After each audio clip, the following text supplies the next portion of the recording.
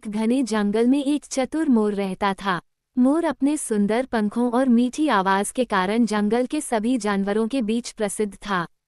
वो हर सुबह अपनी मधुर आवाज में गाना गाकर सूरज का स्वागत करता। जंगल में कई जानवर उसे सुनने आते थे।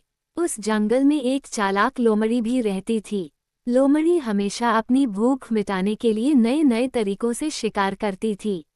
एक दिन उसने मोर को गाते हुए देखा और उसके मन में मोर को खाने का लालच आ गया।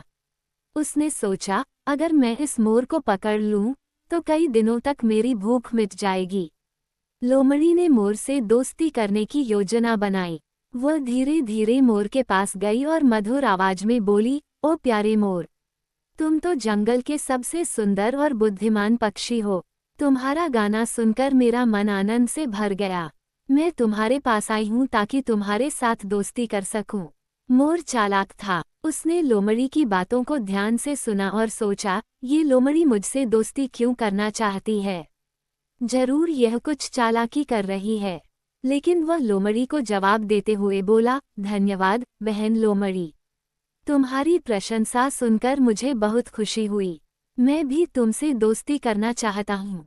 लोमड़ी ने सोचा कि उसकी योजना सफल हो रही है। उसने मोर से कहा, अगर तुम नीचे आओ तो हम एक दूसरे के और करीब आ सकते हैं। मैं तुम्हारे सुंदर पंखों को नजदीक से देखना चाहती हूँ। मोर ने समझ लिया कि लोमड़ी उसे धोखा देकर पकड़ना चाहती है। उसने एक तरकीब सोची। मोर ने पेड़ से नीचे आते हुए कहा, बहन लोमड़ी, मैं नीचे तो आ जाऊंगा, लेकिन मुझे पहले ये जानना है कि तुम मुझे नुकसान तो नहीं पहुंचाओगी। लोमड़ी ने मुस्कुराते हुए कहा, मैं तुम्हें क्यों नुकसान पहुंचाऊंगी? हम तो दोस्त बन गए हैं। तुम मुझ पर भरोसा कर सकते हो। मोर ने हंसते हुए जवाब दिया, ठीक है, लेकिन मैंने सुना है कि जंगल के राजा शेर ने नया कानून बनाया है। उसने कहा है कि अब सभी जानवर और पक्षी मिलकर एक साथ रहेंगे और कोई भी एक दूसरे को नुकसान नहीं पहुंचाएगा। क्या ये सच है? लोमड़ी को मोर की बात सुनकर थोड़ा शक हुआ। उसने झूठ बोलते हुए कहा, हाँ, ये बात सच है। अब से कोई भी किसी को नुकसान नहीं पहुंचाएगा। उसी समय दूर से शेर की दहाड़ सुनाई दी। मोर ने तुरंत कहा, देखो, शेर आ रहा है।